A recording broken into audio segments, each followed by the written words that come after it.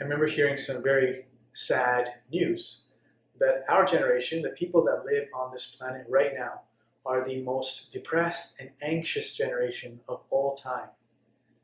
But our gospel gives us some good news. Jesus tells us today that he desires us to have the fullness of joy. He says, I speak my words to you so that my joy may be in you and that your joy may be complete. So brothers and sisters, everything we do in the Christian life, the following of the commandments, prayer, visiting and frequenting the sacraments, everything we do in the Christian life, following Jesus as disciples, all of it is meant to give us this deep interior peace and joy, which clearly the world cannot give us, which clearly the world does not seem to have itself. As I said, we are the most depressed and anxious generation. So we may have tried all the things that the world tells us we need to be happy and to have joy. Instead, why don't we try what Jesus asks us to do? To be his disciple, to follow him. In following Christ, he himself gives us joy.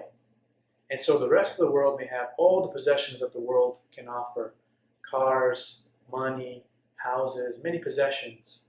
But it is the Christian who is the richest of all mankind, of every man and woman. The Christian who is a disciple of Christ is the richest because we are rich in joy. So do not look at the commandments and the things that God asks of us as ways of burdening us and ways to keep us trapped. Rather, they are ways that we can have incredible interior joy and interior peace so that we may be rich in joy. And the beautiful thing about joy is that, in a sense, it attracts others.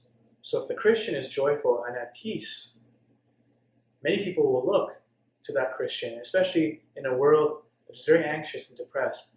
They will see a Christian with joy and ask, why is that person joyful? And Christian joy is a powerful tool for evangelizing the world. So brothers and sisters, follow Christ. Be an intimate friend of Christ. Be a disciple of Christ. And let his joy well up within you. And let his joy in you attract others, because the world desperately needs Christians who are joyful. May God bless you, and may you be rich in joy.